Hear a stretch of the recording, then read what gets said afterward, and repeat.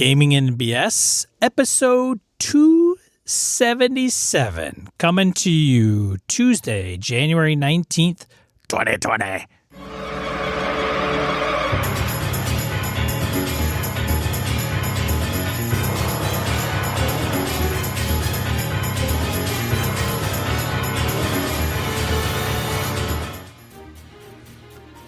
Welcome to Gaming and BS, a tabletop RPG podcast. I'm one of your hosts, Sean. And I'm Brett. Welcome to the show, folks. Welcome back. Do you have any announcements? I got nothing. I do not think... Oh, no. No? Okay. No. Well, hell with it then. Let's go right on random encounter, dude. Yeah, random encounter. Let's just do it. Let's just move on. Move on, move past, move through. Random encounter... right, where we field emails, voicemails, comments from social media. I'll start. All right. Cool. Harrigan wrote in to clear up his opinion on GM intrusions in the Cypher system. All right, just to set something straight. My, quote, GM intrusions handcuff the GM, unquote, comment was just meant to illustrate the point that some GMs, me included, intrude all the time without using a metagame mechanic to facilitate it. I don't feel like I'm doing my job unless I'm complicating the PC's lives, ideally based off things in their backgrounds, their flaws, their desires. I'm probably the odd duck out on this because I don't like XP systems generally. For level/class systems, I like Shadow the Demon Lord or Black Hack style of leveling the whole group when the time is right, using milestones.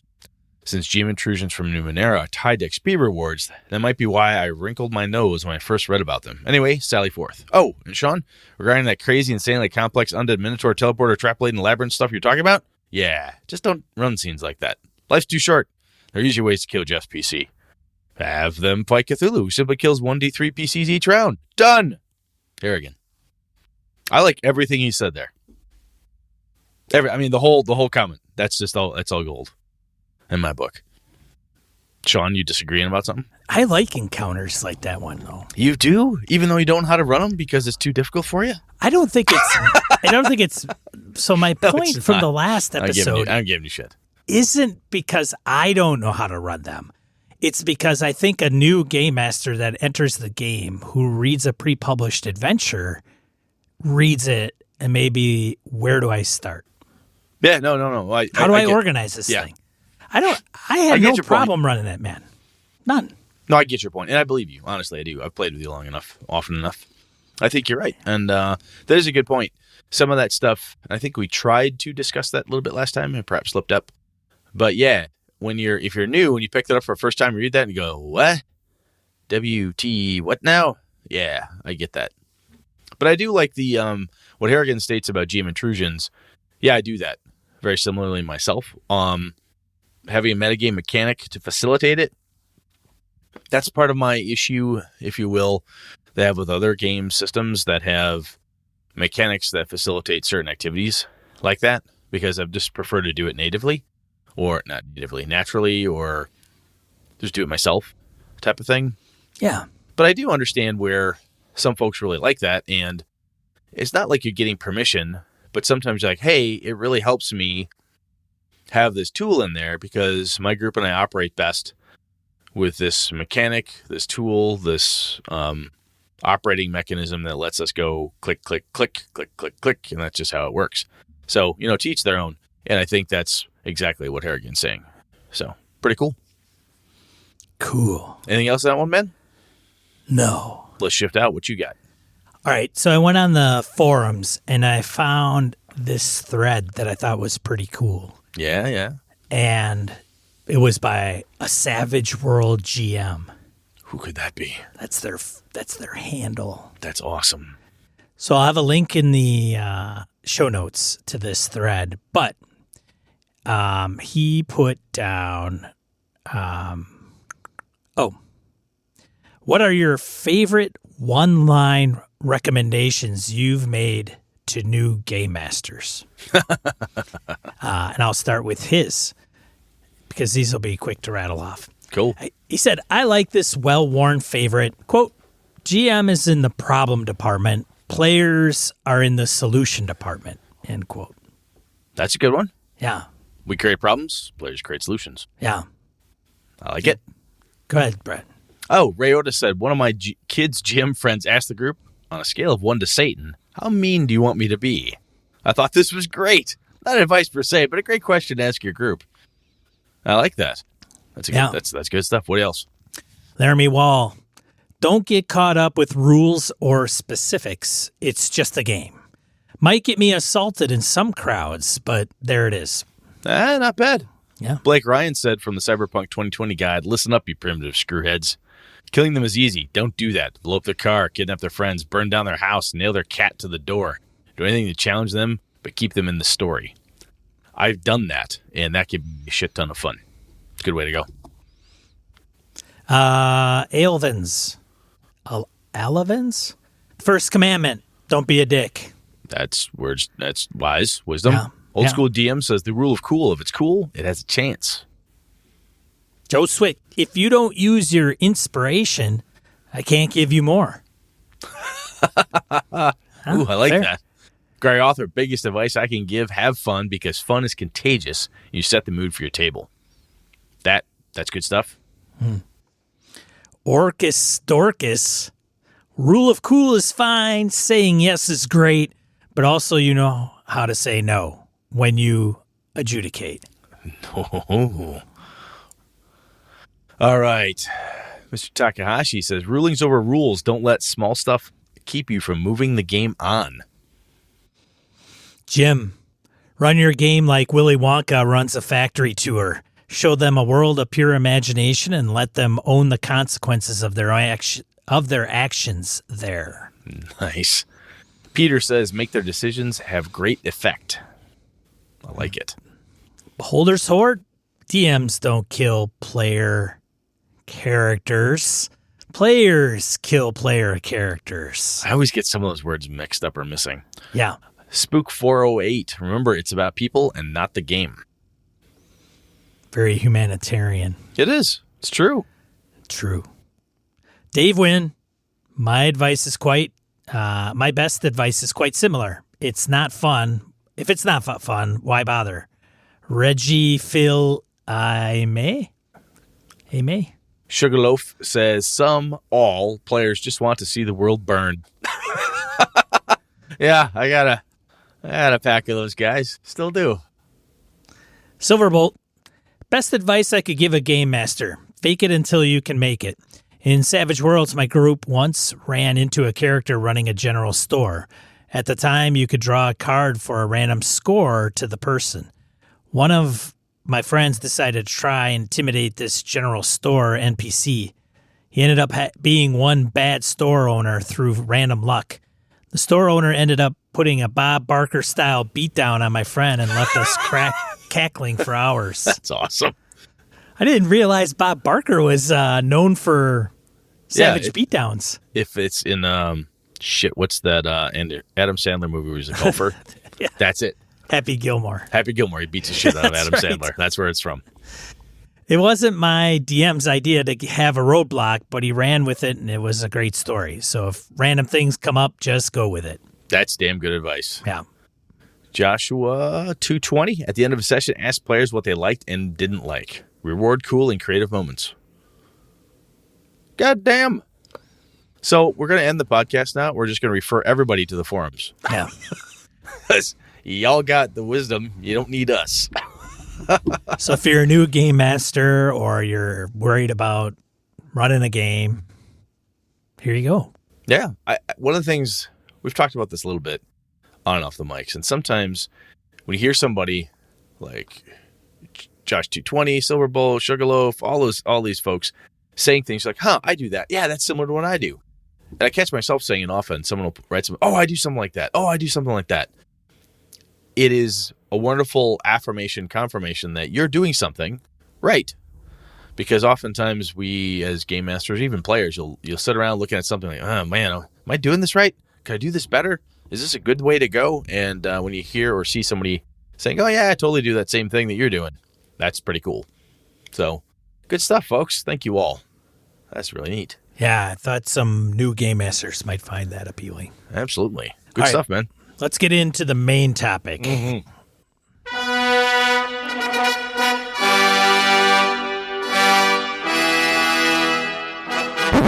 All right, Brett. You ready? I'm ready. All right, so Amazing Alex and Peter in the forums hit us with this one.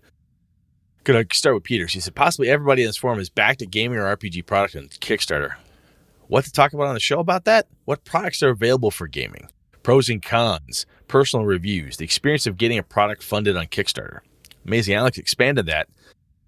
I'd like to know how you decide whether or not you back a product. Do you back supplements for existing systems, or would you back new rule systems? Do you need to have experience with a publisher to back the product? How do you determine if the supplement or existing system is fair or overpowered? So, Sean, you and I have, this is one of those things I think we've talked about off and on periodically. So, it's interesting. So, when you look at an RPG Kickstarter, you're like, I'm going to back that. I got to say, when I look at them, I often say, do I know this person? Right? So, when our buddy's doing, his wonderful Cowboys and Cthulhu, when he's pulling that out, I'm like, I know him. I know that guy. We know where he lives. I know where he lives. I'm going to see him at GaryCon. If he fucks me over, I'm going to kneecap that fireman. No, I wouldn't do that. I would never do that. But he's a nasty wrestler. Anyway, point is, I would say that what I know about the Kickstarter, the person running it, actually has a bigger effect on me than I probably would have cared to admit until I started thinking about this topic for today. I think it does. I've met Jeff Talanian. I've talked to him about Astonishing Swordsman Sorcerer of Hyperborea. I've talked to friends of mine who really like it. And after I got a hold of a copy of it, I went, wow, this is really cool. I started backing his Kickstarters because I wanted more product. And I wanted to support this person that I liked, that I knew friends of mine who I respected their opinions also liked. I wanted to have something to talk to those people about, and I want to run this game system.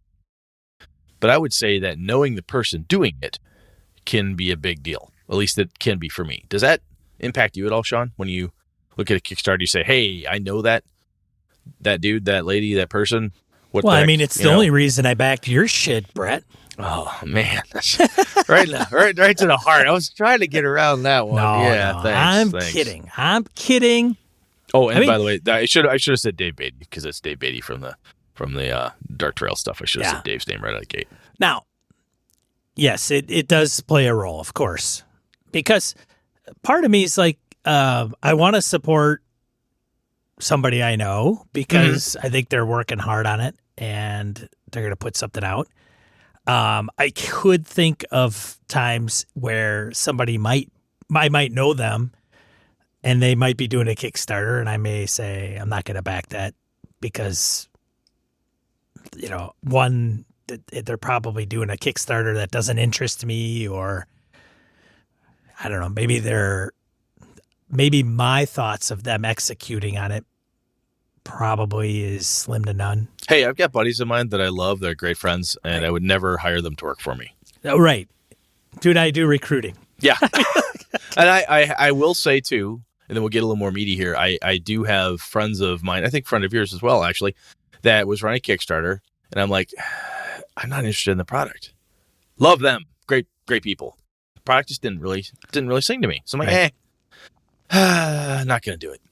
I have backed Kickstarters like that without asking for the product, which is an option, by the way. Most Kickstarters will have hey, just kick in $1. You can get updates, which isn't bad either, because you could always up it later if you're waiting for it to fund. Yeah. Yeah. And if the passion hits you, like, you know what? I'm $50 in, I'm $100 in, I'm $25 in, or whatever it is. Yeah. So let's take our friends out for a second. People we know, like me, Beatty, other people we know, Delaney and whatnot. When you're looking at a Kickstarter for an RPG, are there certain things you're like, it needs to have a good video. It needs to be a game system I like. It needs to be new. Do you have a checklist in your head, or is every one of them just like, I'll check that out? Meh. It kind of just the whim and how much whiskey you've had that day, or you know what I'm saying? How do you approach them when you look at them? I don't think I have a conscious checklist, but I have come across Kickstarters and I'll watch their video and go, holy cow, this video is done really well. They spent $1. One example was the Mothership, Adventure, the Mega Dungeon, which the name escapes me. But when I watched that, the video snagged you though. The video, yeah, it definitely hooked me. So I don't know if it's necessarily the outline or the summary or the video itself, but I think if it's all done well, this is the thing about Kickstarters that I look at in general, and not putting my finger on a single thing, but it's like going to an interview and dressing well. If I show up in my pajamas and a tank top, cargo shorts, flip-flops, t-shirt, had that happen. Oh, God. Yeah. But the reason, and even people that I consult with and give them advice, candidates I'm representing or I'm not representing, they'll ask me, they'll say, hey, I'm going to an interview. How should I dress? And I said, it's not, and I know a lot of people don't like, the males don't like to don the tie and suit, but the thing that it does, so getting back to Kickstarter, the good video, maybe a team that's involved, because Brett had the Encoded Design guys. Yeah, they did a great job. And, a little kind of stop motion video thing going. It was pretty cool. But having that and doing it well tells you the seriousness of how they're taking their Kickstarter and their product. So I think if you go in there half-ass, half-stepping, which I've seen some Kickstarters and I've contributed because I know the person and I hope that they do well, but I doubt I'd chip them $50, or maybe I do it after the fact, like the product comes out, then I buy it. Gotcha. But, I don't want some guy like me on there going, hey, I need some money. So we're going to do this thing. I'm going to offer a couple levels. I'm going to write my name on a sticky note for a reward. Yeah, a quality video presentation. Sometimes it's just like the author talking. Yeah. And they're going, look, here's the deal. I mean, Matt Colville, for what he does is he's a YouTube presence, so he does it basically a YouTube video. Here's my Kickstarter. He's got a format and a formula that works. If you follow Matt, that makes sense. It's a great way for him to present his product. And one of the things that happens in it is it very clearly tells you what you're going to get and what their plan is at the highest level. When I say highest level is you read in the details and say, hey, there's more details below. So you parse through all the details below. The other thing I have found, honestly, with Kickstarters, I do not troll Kickstarter. I troll it. I shouldn't say troll it. I should say I do not watch or sort through Kickstarters regularly to say, oh, what new thing is out there? I've never searched Kickstarter for something besides exactly what I'm looking for. And by that, I mean a listener of this show, one of my close personal friends, and that's it. One of those groups of people tells us, or Brett, hey, this seems like it'd be up your alley. Dave Beatty's a buddy of mine. It's a buddy of Sean's. Hey, check this thing out. It's really cool. He was telling me about his Kickstarter, coming and showing me video clips and stuff. I was ramped up for that before he even got there.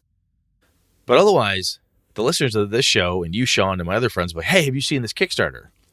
And almost everyone I've talked to, it's been like a curated, check out this Kickstarter experience by the time it gets to Brett. Because whoever told my friend who told me, told them because they thought they would like it. And they and I have similar enough tastes that like, hey, I think you would like this as well.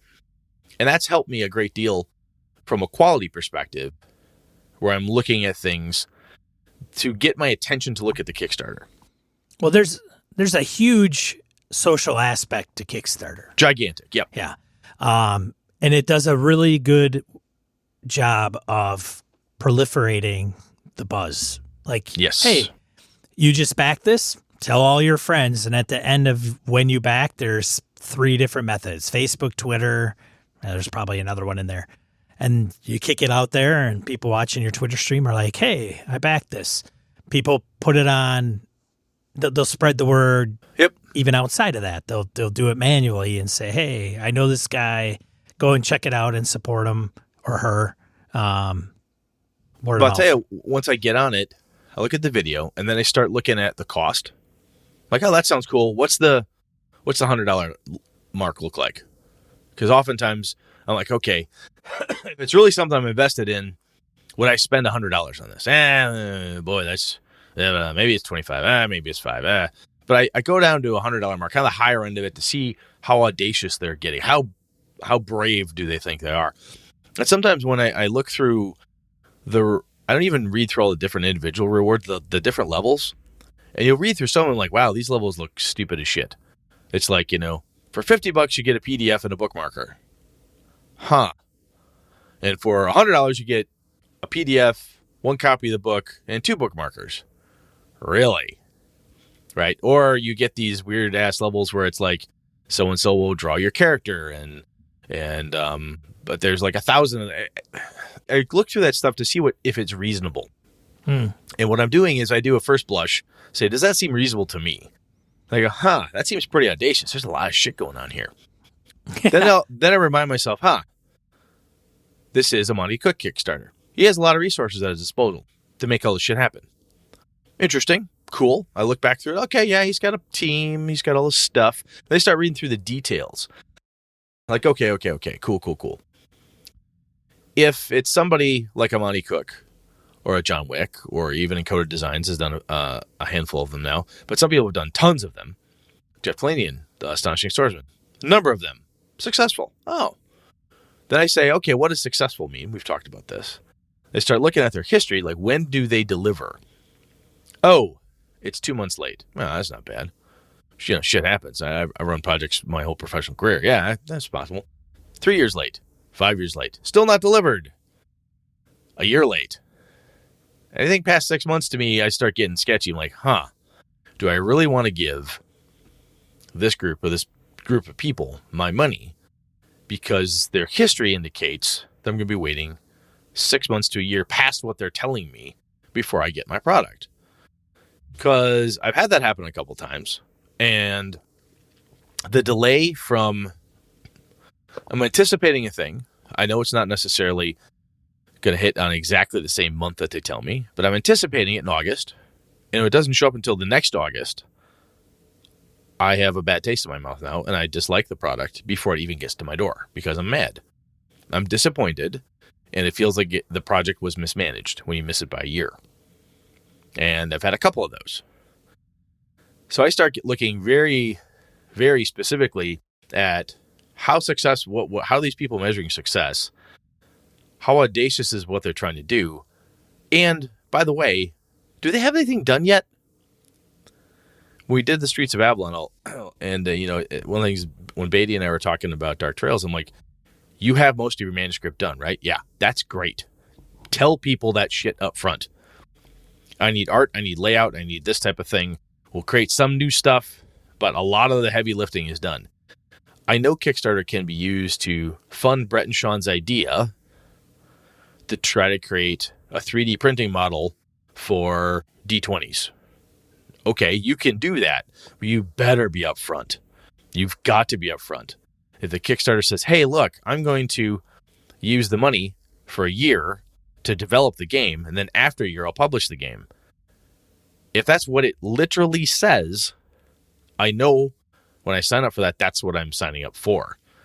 But sometimes that shit seems to be obfuscated. It seems to be a little hidden. And after being bit by a few, I start reading through stuff like, this is unclear. If that doesn't turn me off, I'll contact the creator and say, hey, is this what you're saying? Sometimes they don't bother to respond. Sometimes they say, well, actually, kind of, sort of. I'm like, okay, I'm done. If they're very direct with me, I'm like, oh, cool, thank you. My advice to you would be to update something. To say that very specifically, directly. So I don't necessarily care if it's a new rule system, a supplement to an existing game I have. If it looks interesting to me, it's within the dark ready fantasy realm. It's, Constantine, Hellboy level street magic, that type of shit. And all the other crap I talk about on the show is cool to me.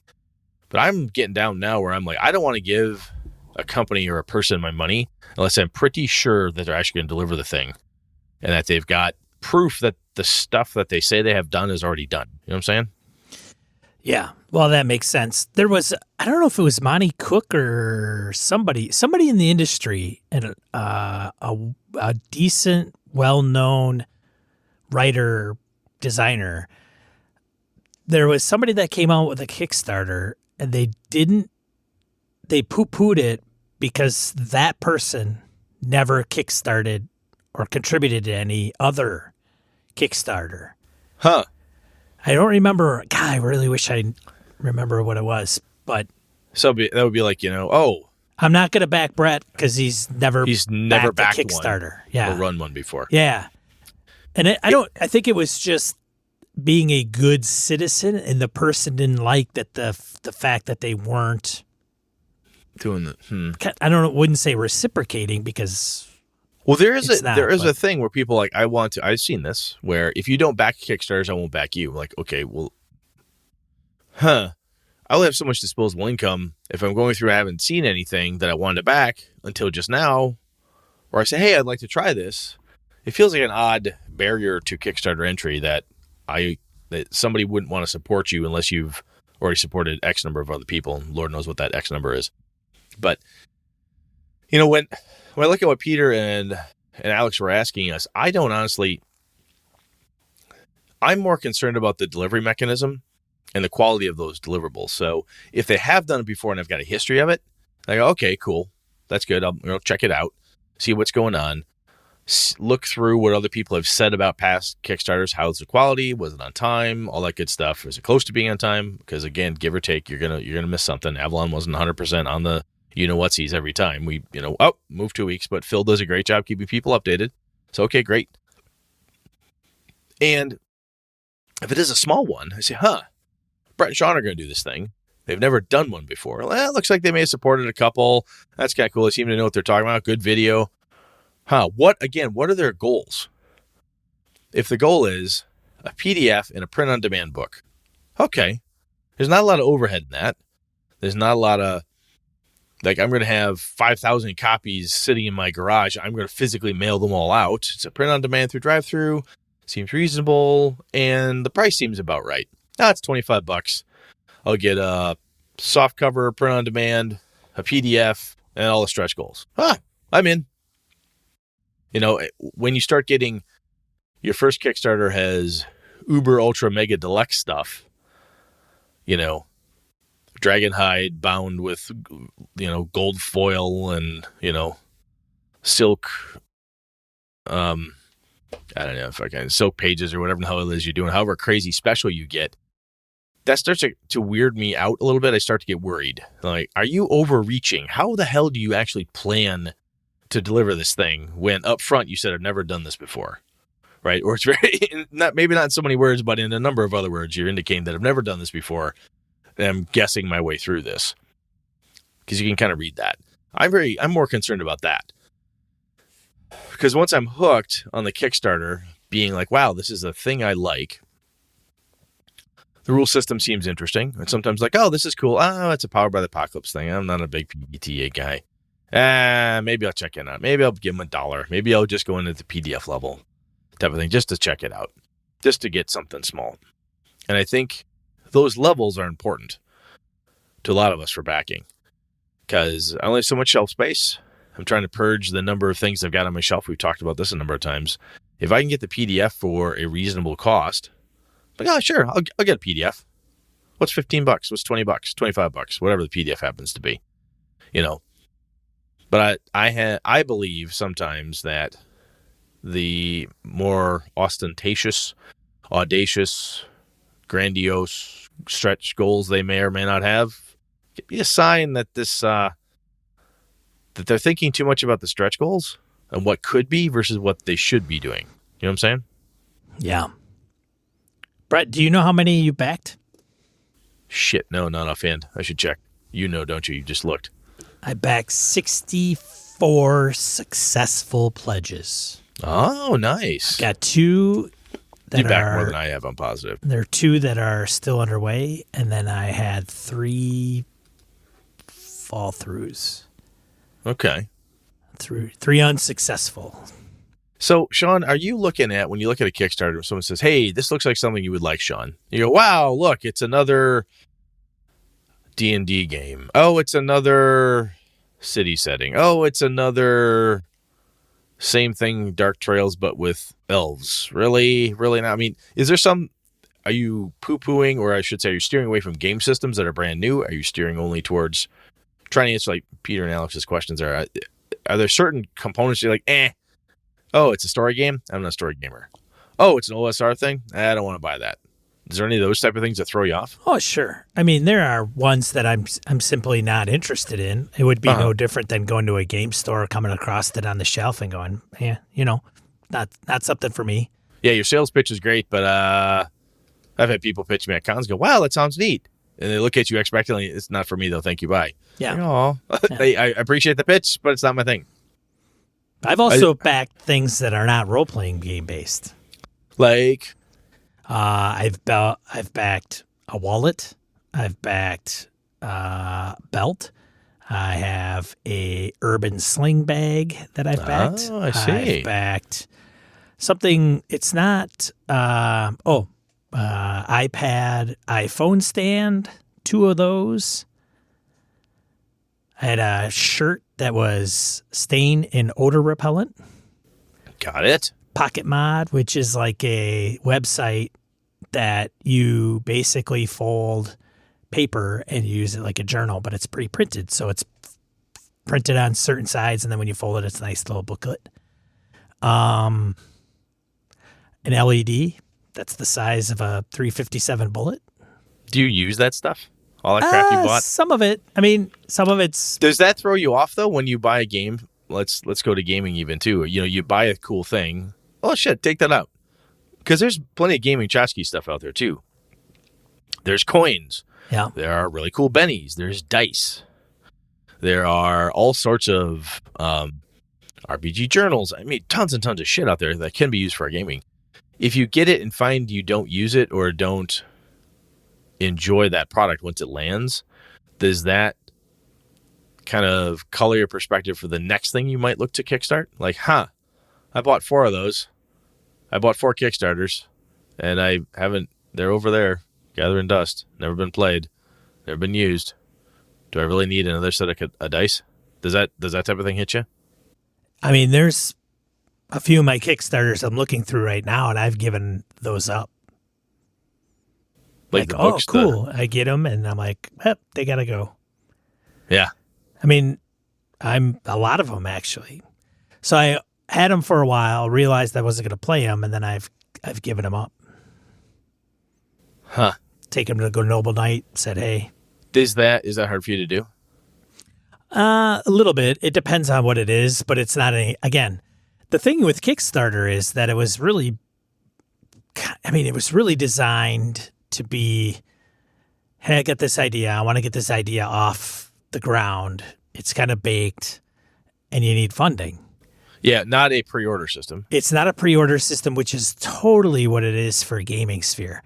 And we, at Gamehole Con one year, this was probably 2-3 years ago, had a guy from Forbes there. Oh, yeah. That was speaking at Game Crafter. Yes.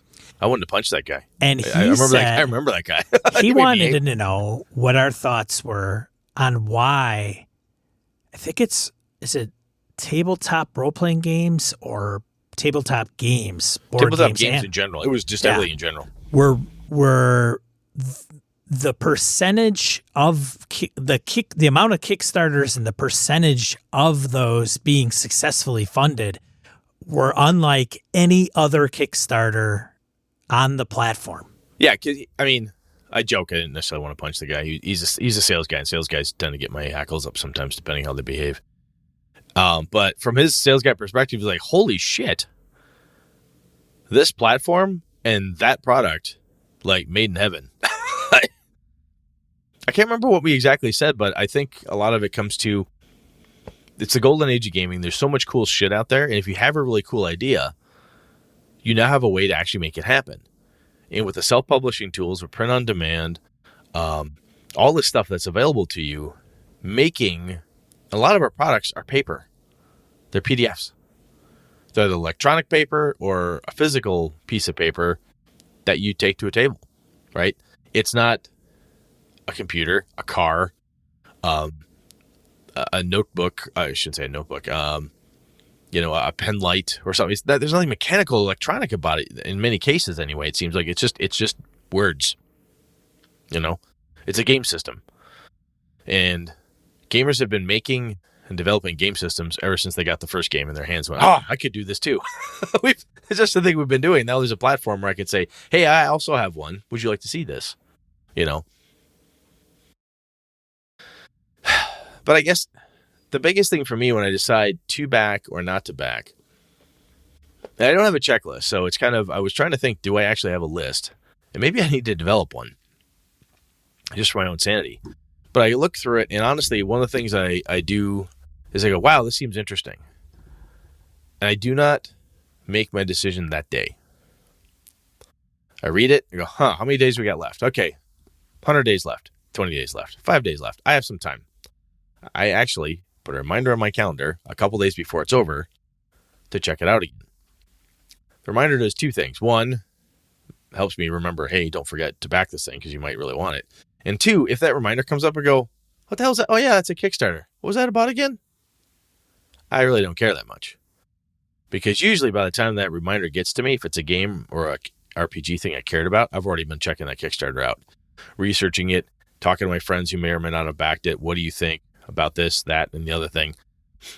It's kind of, I need to have more than a day of, wow, that looks really cool before I hit, boom, support. I want to learn a little bit more about it. So maybe I waffle, but I try to take my time with it because otherwise I'm going to have another book on my shelf I got to sell to Noble Knight or give to one of my friends or trade for something else. And I don't have time for that shit anymore. I don't know why we haven't done one. Lazy? Could be lazy. Maybe it's lazy. Well, part of me is saying that tongue in cheek simply because I don't know if it's the thing to do. What would we do a Kickstarter? What would Brett and Sean do a Kickstarter for? Well, Brett, I would probably put one up and I'd say that we need money for gear and... And then what patrons for? Well, kind of, sure, maybe. Yeah, I don't know. I mean, some YouTubers do it. Isn't that what YouTube's for? Yeah. I mean, if you're monetizing, and I know there's one out there right now that's got a lot of... I mean, it's got a high dollar amount. They do a lot of production, and they're big on YouTube. So part of me is, well, how much money are you making off of YouTube? You're not making enough to produce your show. So, but they have a big fan following, and they're hitting their couple 100,000. The other thing that's interesting, though, is you'll have people who want to support you, who want to support you via Patreon. Other people want to do your Kickstarter. Other people want to support you through YouTube. Other people want to support you through GoFundMe. Other people want to support you through Indiegogo. And with all the different platforms of how to support your creator or how to create and where to get support from it, sometimes people will be like, look, I won't Kickstart because I fucking hate Kickstarter. But tell you what, here's $50. Give me a book. There's a few Kickstarters I just don't understand why people go the Kickstarter route. Like RPG ones or just in general? There's a couple. Okay. A few. You don't want to name names? Not. You don't have to. Not really. I mean, and it's nothing bad, and I think this is goofy because it's always borderline. You can inadvertently hurt somebody's feelings by saying, I don't understand that Kickstarter approach. I don't know why the hell they're doing that. Doesn't mean we don't like these people.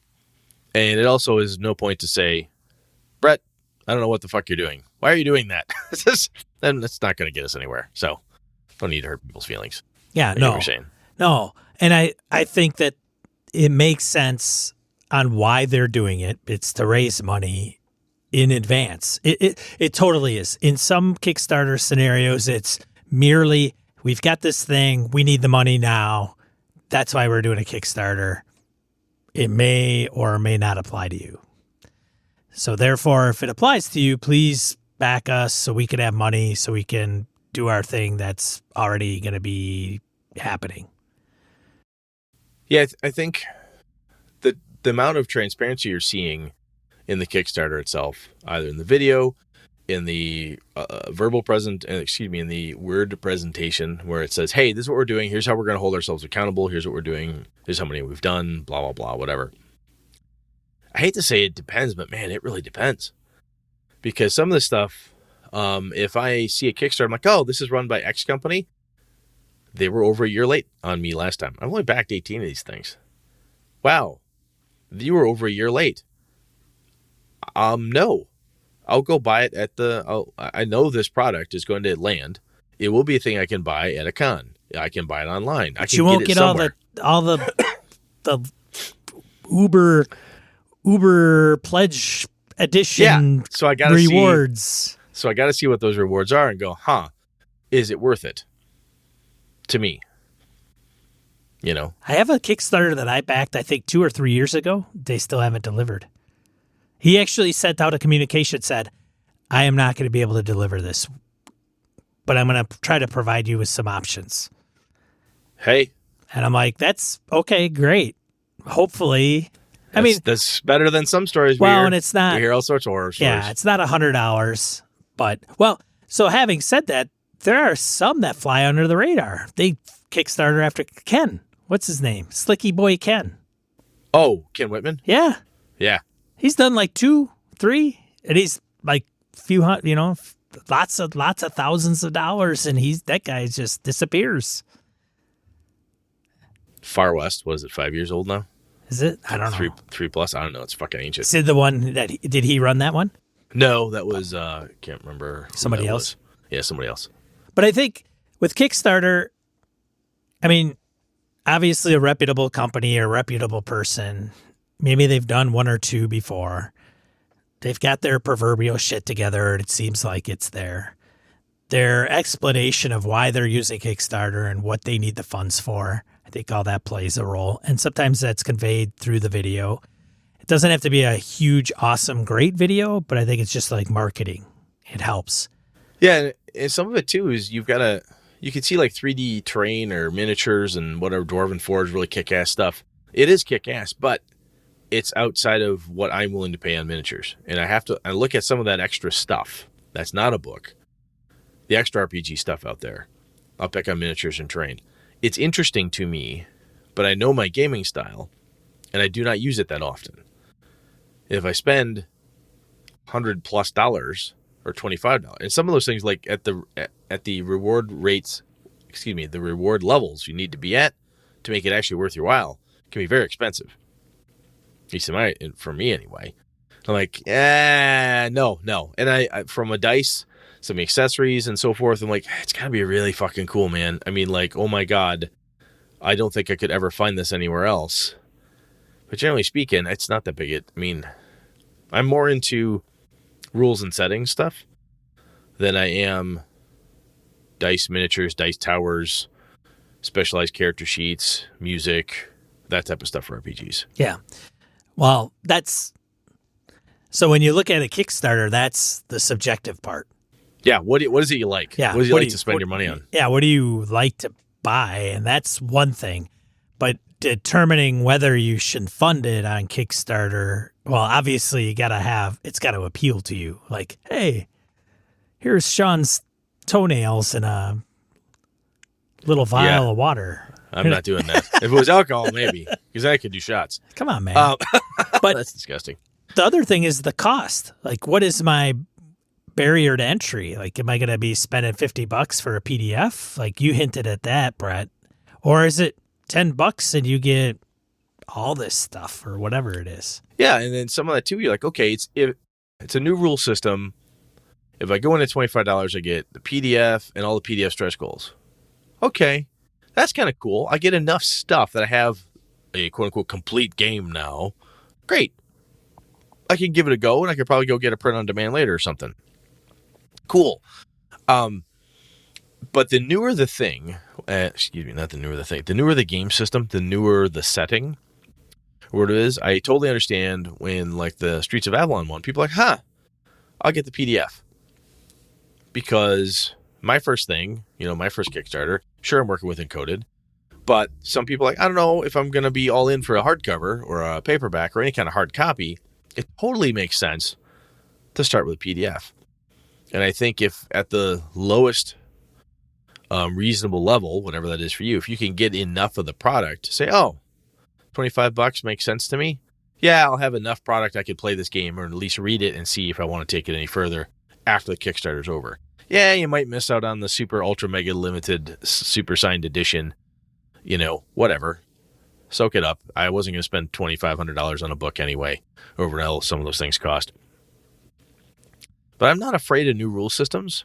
I'm not afraid of saying, oh, it's only an expansion of something I already have. That actually can be interesting to me. Oh, it's Astonishing Swordsman, Sorcerer's Hyperborea. I was not in on the last Kickstarter he had because I'm like, I have a bunch of it. Like, interesting. Nah, I don't need that one.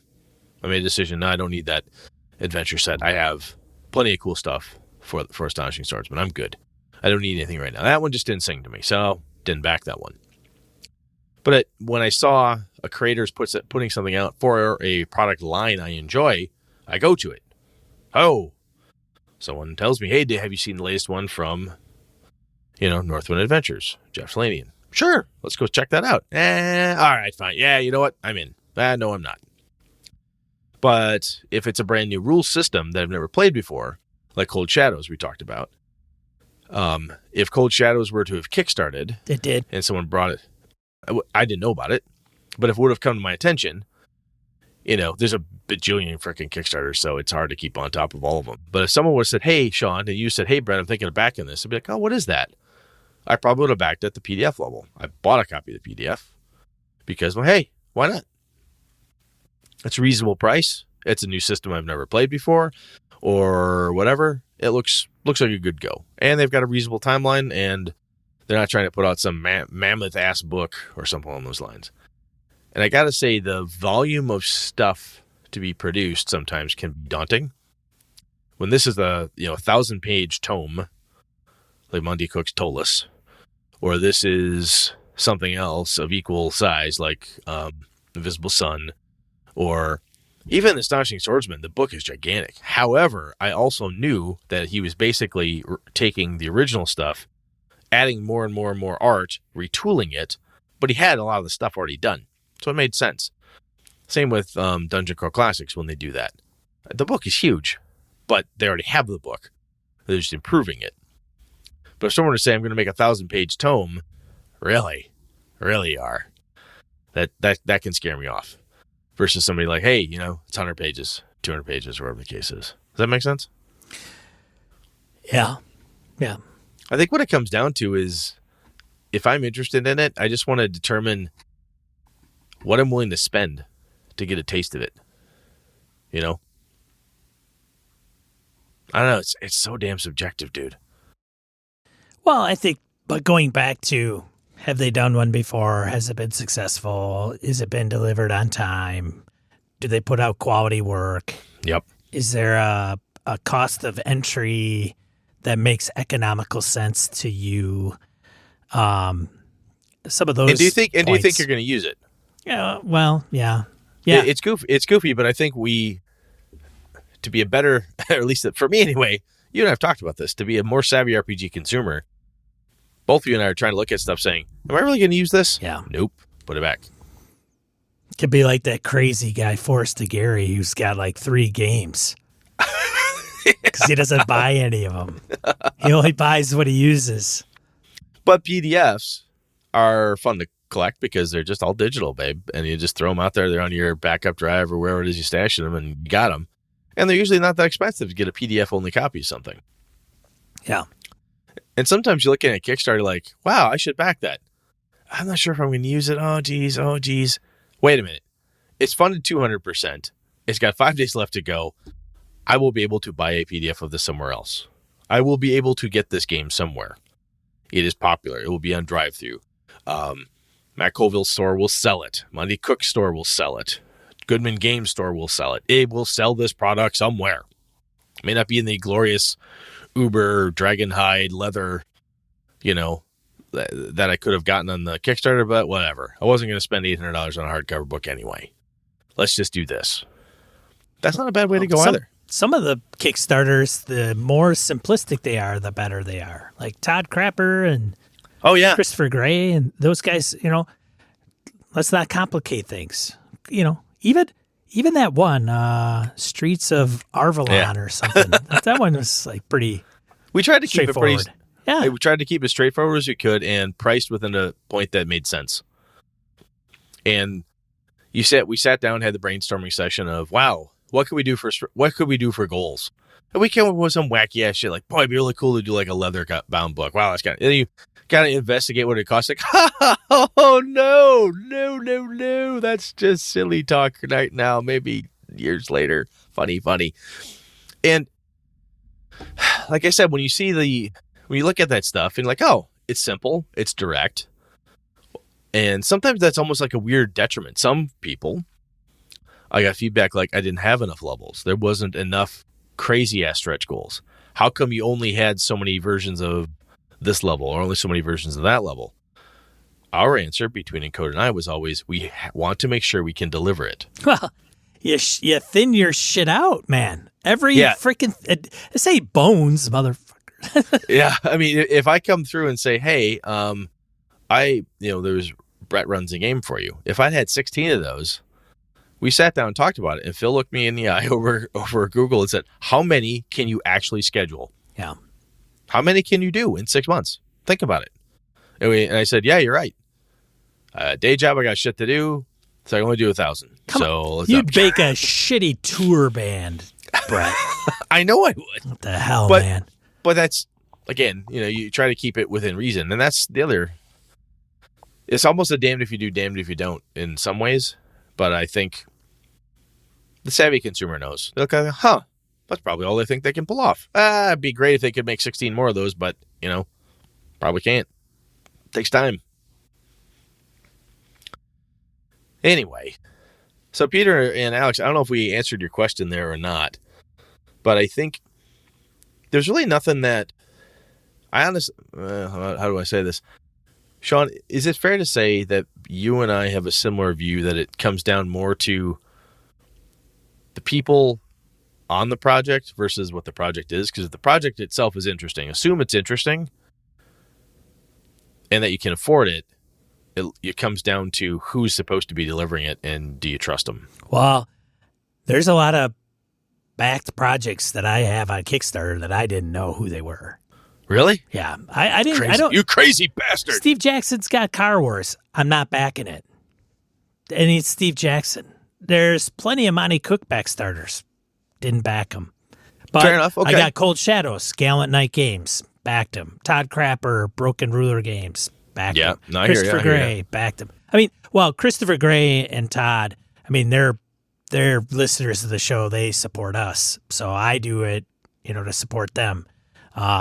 And I like their product and I like what they put out, like Third Eyed Games, right? Oh yeah, Pip System stuff. Yeah. Yep. I mean, we know Aloy, but there's some that, I've got money chucked at. I mean, the guys that did the Mothership module, I don't know those guys from a hole in the ground. True. So it's not always people or publishing houses that I. Is it one of those things that you threw $200 at it and said, God, I hope that works? Or you're more, I'm not going to ask you how much you spent. That's rude. I'm sorry. Yeah, I don't care. What do you want to know? I'm just saying, if I don't know who, I back Cold Shadows, no idea who they are, I'll just get the PDF. Or did you say, fuck it, I'm $50 in? I'm going all in. Do you just go all in type of thing or what? Well, it depends on what the game is. And I think what that cost is and what you get out of it. And if it's something that I don't even know why. I spent a lot of money on Cold Shadows because I think I got one of the higher levels. Yeah, I got like 2 copies. I got the specialized copy that came with like a black fall leather, silver etched or silver inlay title. Yep. And then I got a regular copy, PDF, stretch goals. I mean, the one I spent the most money on was my buddy Jason Blair's Streets of Bedlam. Oh, that's right. And I got everything from him, and I got my own character in the setting, and so, but he was a combination of both. Like he was a tried and true developer and designer. I knew he'd deliver. Well, At least I hoped he would, and I knew him personally, not even just I know Monty Cook Games. Like I know Jason. I hear you. So, but it depends on what, like financially where I am in life and what the game is, so a lot of everything we've talked about, then I would say if a lot of those hit up on the upper level of 1 to 10 on the 10 scale, then I don't have a problem going up quite a few levels and springing a few bucks. But most of the times it's more in the middle. I mean, Savage Worlds one I got in pretty deep, but that was like a whole kit. Yeah. And then the stretch goals were like every Savage Worlds product on PDF. Holy shit. Boom, ever. Like, I'm like, all right, that seems reasonable because I'll get the new edition. I'm now drowning in Savage Worlds. And I got everything for Savage Worlds in PDF, and I think it was. But so, there's times where I'm it's Cold Shadows, I spent $75. Not bad. Yeah, I mean, Savage Worlds Adventure Edition was the highest I've ever paid for a Kickstarter. But I got every goddamn thing. Every Savage Worlds PDF by Pinnacle. I have been... See, the cool thing for you in that case is that if I were a Savage Worlds fan, like I love that game and I played a lot and I knew I would get a lot of use out of it, I'd be like, wow, boom, all that stuff. Yeah. I know the stuff I'm backing for Matt Colville's stuff, Kingdoms and Warfare, and which is his latest one. And the Strongholds of Streaming, the first one you did, it made sense to me because I like that stuff and I'm going to use it. What I'm getting at there is like when I backed Invisible Sun, I got caught up in hype and like, okay, cool, I'm going to do this. And then eventually I'm like, that's not for me. Moved it out. Oh, shit. Stupid. I kind of felt like an idiot. But, it happens. And sometimes investments fail. You're like, oh, I thought this was going to be cool. Turns out it isn't what I wanted it to be. It doesn't mean it's not cool, just not for me. Push it out the door, type of thing. And I think depending where you are, and it doesn't mean that Sean and I have like tons of expendable change. I've still got 5 kids and job and cars and houses to pay for and stuff. There's plenty of stuff I can spend my money on. But I think a lot of it comes down to, are you convinced that you're going to get what you're really looking for? And the more audacious the project, more ambitious the project, the more risk, quite frankly.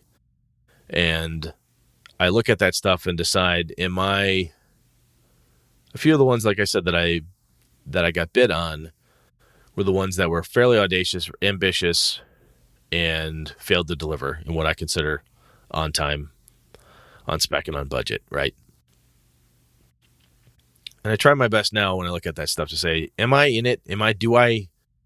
Would I be willing to forego a timely delivery of a product, especially? Would I be willing to forego that because I want this so bad, I'll wait an extra year for it to be delivered? And sometimes I'm like, yeah. But 9 times out of 10, no. I can't. And that's why, like I said, with my Avalon one, we tried to make it so that, you know what, it's going to be within this time frame. We got product we'll release, And if it's reasonable, then at least reasonable to me, it's easier to go for. So, man, I don't know. I don't know if we answered this at all, Peter and Alex. Let us know. And the rest of our listeners, obviously, you folks will know that we did our usual thing, rambled around it a bit. But it's so hard, in my opinion, to pick stuff and tell somebody, oh, that you need to, this is a good one to back, because it's so goddamn individual. Well, it really is. A good Kickstarter to back. I mean, if you don't want the product, it's not a good Kickstarter for you. Yeah. So you got to have the initial thing is the product and what they want to provide you appeal to you. And then the rest of the criteria falls into play. Yeah. Really does. Because we could go, that's a great Kickstarter. Everybody should support it. And people will be like, I don't play Fate. Yeah, and it's I think what's interesting is I think sometimes as gamers it's hard to say I didn't back that because it's not my jam. Right. Sometimes we feel bad, especially when it's a friend or it's an indie publisher or it's somebody like, that wasn't my jam. Matt Forbeck, that guy backs a lot of Kickstarters, but I think he gives like $1 here, $1 there. Like he's backed 329 Kickstarters. Yep. But he knows a lot of the people that are doing them. So he's going to, hey, does he need like a copy of all 329 Kickstarters? Hell no. Sometimes you like to get the updates, Yeah. So it's really up to you. So if you like if we're gonna do one, you just want to kick us $1 and you won't get my toenails in water. I mean, that's cool.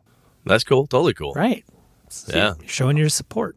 Less work for me because he makes me clip them. That's right. All right. Yeah, man. All right, folks. Let us know what you all think about Kickstarters. Do you have any hard and fast rules? Because quite frankly, if somebody's got some, like, hey, I've done this and it has never failed me, or you've done X and it's helped preserve your sanity and wallet safety, let us know. Because we're talking about long-term investments in gaming when we talk about this stuff. So let us know what you got. Let's move on. Die roll. That rule. 2D4 miscellaneous points, game and a geekery. We want to bring with you, speaking of Kickstarters, Monty Cook Games announces Ptolus for 5e and the Cypher system. So now my copy of Ptolus is just, the value of that is just tanked. Well, the nice thing is I already have a city system. So if you like, I could sell you mine. I have yours. Oh, that's right. It is thinner than Ptolus. Yeah, mine's cheaper and easier to digest. Fair. So, anyways, that's coming. Look for a Kickstarter coming. I don't know. I have to say, I was like, I didn't think they'd ever do that. I don't know why I thought that, but somewhere in my head, Monty's, he's got to make money. Oh, I get it. Yeah. I get it. But I look at it and go, Christ. It's a no-brainer. You know why? All he has to do is futz with the mechanic pages, yeah. recompile it, throw it out to a printer, and send it out to the masses. This is the wonderful Kickstarter, as I just talked about. I have the book. I just need to change the rules. This is the DCC. Let's launch another Kickstarter with a different cover Kickstarter. Yeah. And totally. all the DCC people buy it all. Of course. And then a few years later, they do another one with a different cover. Hey, why not, man? And there's DCC people that have like all of them 5 sets of rule books with different covers. I don't know. It's crazy, but cool. Whatever. All right. Second one, Bruce C. on the forums recommends 30 Days of World Building by Angelina Trevina. So this is one of his books that he would recommend that is system agnostic. Oh, cool. So I thought, hey, this is kind of a cool book. $10 paperback, $4 Kindle. Nice. So there you go. Thank you, Bruce. Baby.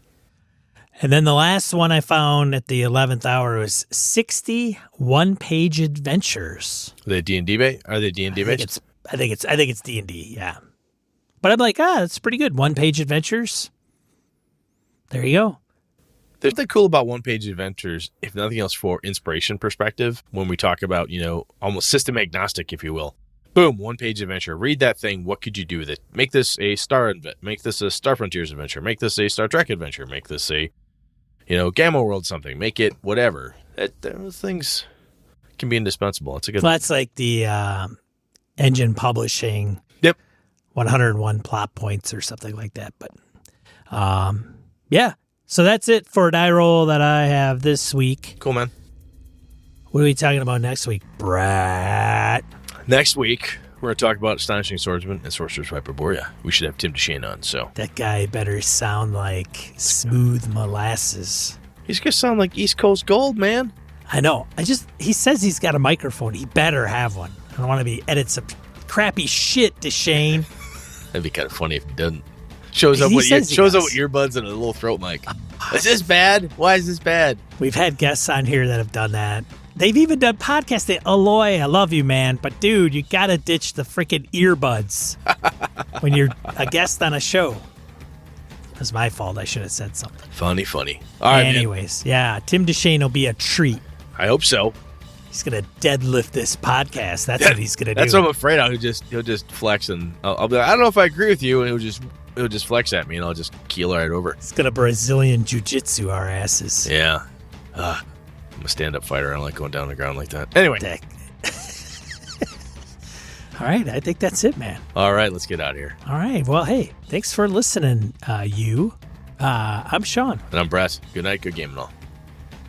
This episode of Gaming and BS brought to you with the help from the following BSers. Graham Miner, Corey Wynn, Hawk Sparrow, Aaron Aurelia, Tony Sugarloaf Baker, Curtis Takahashi, Joe Swick, Larry Hout, Mark DeSaka, Pure Mongrel, Chris Steele, Ron Bishop, Thomas Hook, Wayne Humphrey, Craig, Brandon Barnes, Laramie Wall, Dan LaValle, Jason Hobbs, Sky, Old School DM, Perry Basor, Michael Dinos, Jim Fitzpatrick, Christopher Gray, Bruce Cunnington, John Kayward, Corey Gonzalez, Eileen Barnes, Robert Nemeth, Niall Diamond, Howard Bishop, Mark Anthony Benedetti, Eric Salzweedle, The Closet Gamer, Jeff Goad, Aaron Coleman, Ray Otis, C.W. Mellencamp, Craig Huber, Rich Wishon, Old Scouser Roleplaying, Jared Rasher, Andy Hall, David F. Baylog, Harrigan, Melissa Bashinsky, Brian Rumble, Henry Newcomb, Eric Telvola, Huss Carl, Roger Braslett, Mark Sohm, Andy Olson, Eric Avia, Ron Blessing, Jeff Seifert, Ghost GM, Mike Hess Jr., Chad Glayman, Finolf, Josh Wallace, and Mirko Froelich. For ways to support the show, head over to gamingandbs.com/support-us. Thanks, BSers. This has been a Litterbox Studio production.